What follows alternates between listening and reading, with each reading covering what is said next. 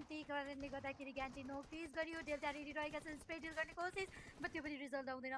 Back to back डिआरएसको लागि प्लेयरको casualty एक्सएमपिएल अर्को एउटा डिफ्रेन्ट एरियातिर रहेछन् जो सर्भाइभ गर्नुपर्ने सिचुएसन उनको लागि रहेको छ। यदि उनीहरू च्याम्पियन ट्याग लिन चाहन्छन् भने सर्भाइभल वाइज पनि खेल्नुपर्ने छ। एन्ड एक्सएमपिएल आई गेस त्यही कोसिसमा उनी लागि परिरहेको छ। बट फाल्कन गाइज पछ्याउँदै गरिरहेको देख्न पाइरहेको छ। अब त्यो पछ्याउँदै गर्ने क्रममा कि उनी सर्भाइभ गर्ने हुन् त कि एक्सएमपिएल त्यो बार निकाल्न सक्नेछन्। ओके स्प्रेडल गर्ने कोसिस त चल्दैछ। पछाडि साइडतिर नि कभर आउँदै थियो। ओजिटीलाई त डाउन निकाल्न सफल रहिसकेका छन्। शटगन ब्याक टु ब्याक एक्सएमपिएलको तर्फबाट एक पछि अर्को गर्दै नक निकालिदिँदैछ।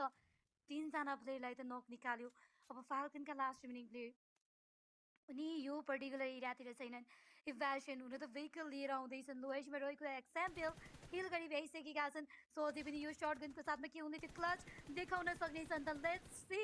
हुन त इभ्यासन आफ्नो लागि एउटा कभर लिनतर्फ त्यो कम्पाउन्डलाई प्रिफर गरेका छन्। कम्पाउन्ड एरियातर्फ लाग्यो एक्सएमपिएल। अब उनको लागि पनि जोन सर्कल त छैन, जोनको एउटा एन्ट्री बनाउनु पर्ने थियो। बट आइसीको किल फोर योङको तर्फबाट स्टिल गरियो। यहाँ एक्सएमपिएल त्यो किल निकाल्दै थिए बट फोर योङको तर्फबाट एउटा किल सेक्योर भइसकेको छ।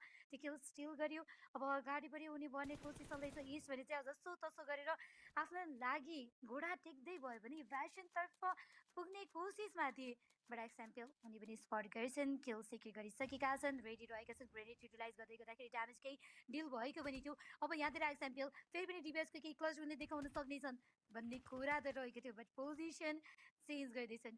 अलिकति ट्रिक लगाउने क्रम चल्दै गरिरहेको हो कि जस्तो पनि मान्दैछु। अब दुई टिमको लागि 1-on-1 को ब्याटल जोन सर्कलले पनि प्रेसर अभियसली उनीहरूलाई दिनै छ। तर यहाँतिर रेडी रहेका छन् एक्सएमपिएल फेरि पनि डिबिएसको साथमा त्यो क्लच देखाउनको लागि रेडी छन्। एन्ड उनको त्यो क्लच हुन त 1v4